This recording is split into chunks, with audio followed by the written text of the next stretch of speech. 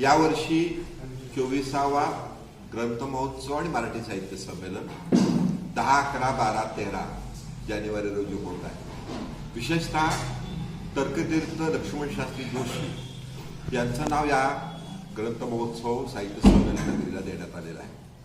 म्हणजे आपल्याला माहिती असलं पाहिजे की जेव्हा गांधीजी येरवडा जेलमध्ये होते त्यावेळेला तर्कतीर्थांना तिथे बोलवून घेत असत आणि त्या येरवडा जेलमध्ये हिंदू धर्मामध्ये सर्व धर्म आहेत याचं शास्त्रोक्त पद्धतीतनं विवेचन नियोजन करण्यात आलं, जे भारत देश मिळवण्यासाठी आपल्याला महत्वाचं ठरलेलं आहे. त्याचबरोबर यावर्षी शंतनू अभ्यंकर आणि शुक्ला यांची पण 2 नावं देण्यात आलेली आहेत. हा महोत्सव महाराष्ट्रामध्ये अतिशय प्रसिद्ध आहे.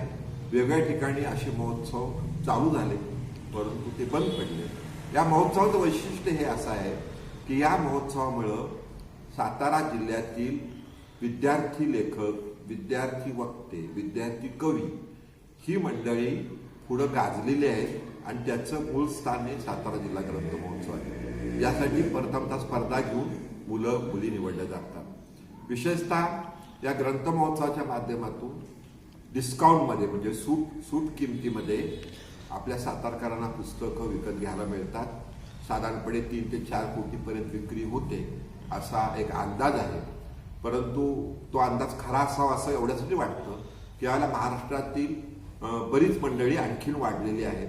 आपल्याला 100 स्टॉलचं थांबावं लागतं कारण मग बाकी जर केलं तर त्याचा उपयोग होणार नाही.